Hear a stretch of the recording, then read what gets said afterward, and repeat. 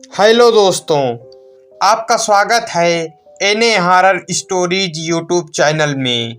मैं हूं सात्विकी द्विवेदी। तो सुनिए आज की भूतिया कहानी सात्विकी द्विवेदी की आवाज में। मेरा नाम सिद्धार्थ राजपूत है।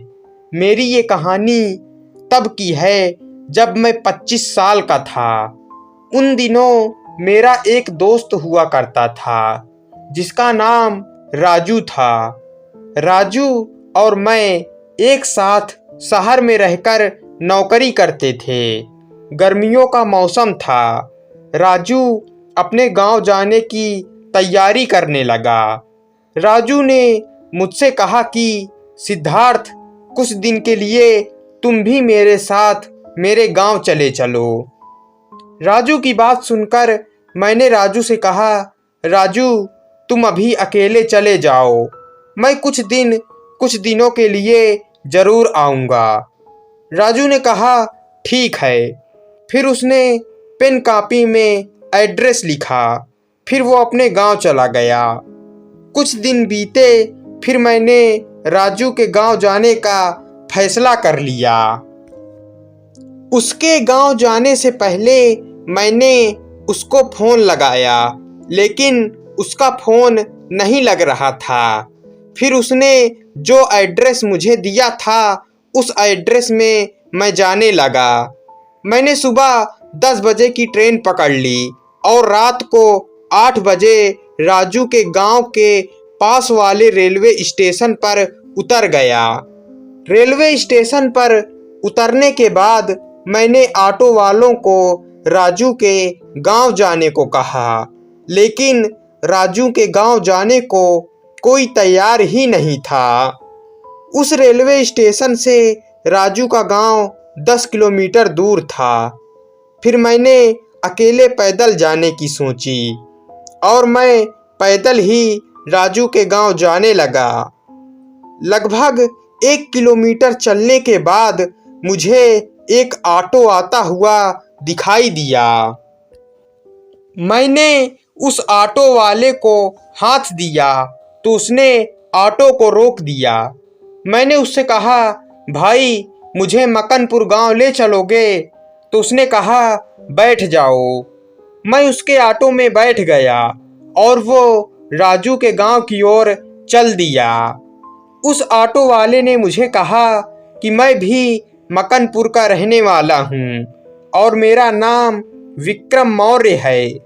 मैंने उससे पूछा, क्या तुम राजू को जानते हो?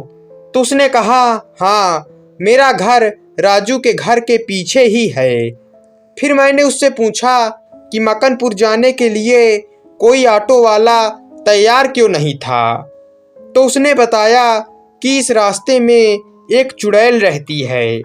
उसी चुड़ैल के डर से कोई भी ऑटो वाला नहीं आता है।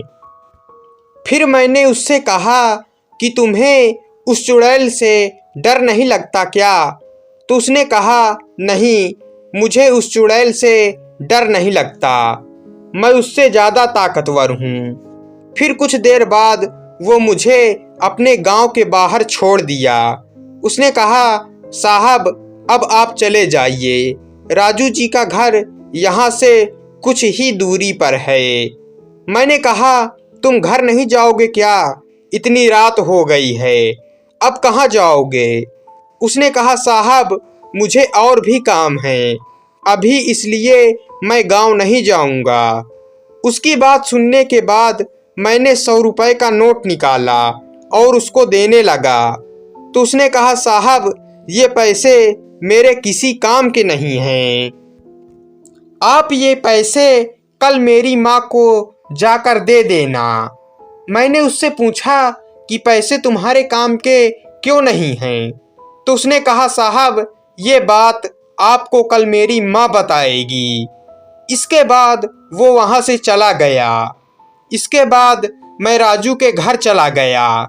राजू ने मुझे जब देखा तो वो बहुत खुश हो गया। फिर इसके बाद राजू ने कहा, कहीं तुम मेरे घर के पीछे रहने वाले विक्रम मौर्य के साथ तो नहीं आए? राजू की बात सुनकर मैंने कहा, मैं उसी के साथ आया हूँ। इसके बाद राजू ने मुझे जो बात बताई उसको सुनकर मेरे पैरों तले जमीन ही खिसक गई। राजू ने मुझे बताया कि जिस रास्ते से तुम आए हो वहाँ एक चुड़ैल रहती है। अगर कोई भी ऑटो वाला या कोई भी आदमी उस रास्ते से रात को आता है तो वो चुड़ैल उस आदमी को वहीं मार डालती है। कुछ साल पहले विक्रम रात को उसी रास्ते से आ रहा था तो उसी चुड़ैल ने उसे वहीं मार डाला। तब से अगर कोई आदमी उस रास्ते से रात को पैदल गुजरता है तो विक्रम की आत्मा ऑटो लेकर उस आदमी की जान को बचाती है। विक्रम बहुत सीधा लड़का था, इसलिए मरने के बाद वो उस चुड़ैल को किसी की जान नहीं लेने देता। राजू की बात सुनकर मैं बहुत डर गया। अगले दिन मैं विक्रम के घर गया तो विक्रम की माँ और उसकी बहन घर पे ही थे। मैंने कल रात की सारी बात विक्रम की माँ को बता दी तो विक्रम की माँ रोने लगी। विक्रम की माँ ने कहा, विक्रम हम लोगों से बहुत प्यार करता था। विक्रम अपनी बहन की शादी के लिए पैसा इकट्ठा करना चाह रहा था, लेकिन उस चुड़ैल ने मेरे बेटों को मार डाला। विक्रम की मौत के बाद हम लोग भूखों मर रहे हैं और किसी तरह अपना जीवन जी रहे हैं। तभी मैंने देखा विक्रम की फोटो दीवार पर लगी हुई थी और उसमें हार चढ़ा हुआ था। विक्रम के घर की स्थिति देखकर मैंने विक्रम की माँ से कहा, माँ जी मैं आपसे एक बात कहूँ, अगर आपको बुरा ना लगे तो। विक्रम की माँ ने कहा, कहो बेटा क्या कहना है। मैंने कहा, माँ जी मेरा इस दुनिया में कोई नहीं है, आप अपनी बेटी का हाथ मेरे हाथ में दे दीजिए, मैं उसको खुश रखूँगा और शादी में एक भी पैसा नहीं लूँगा। मेरी बात सुनकर विक्रम की माँ ने हाँ कर दिया और फिर अगले दिन मैं अपने पैसे से शादी का सामान लाया और गांव के मंदिर में विक्रम की बहन पूजा से शादी कर लिया। फिर मैं और राजू ने गांव में ही मिलकर एक दूध की डेयरी और दुकान खोली। हमने शहर में नौकरी करना छोड़ दिया। अब गांव में मैं, विक्रम की माँ और उसकी बहन पूजा, जिससे मैंने शादी कर ली, मिलजुल कर अच्छे से रहते हैं और अब मेरे 2 छोटे छोटे बच्चे भी हैं। तो दोस्तों ये कहानी यहीं पर ख़त्म हो जाती है। कहानी पसंद आई हो तो वीडियो को लाइक, चैनल को सब्सक्राइब जरूर करके जाना। मिलते हैं अगली भूतिया कहानी में।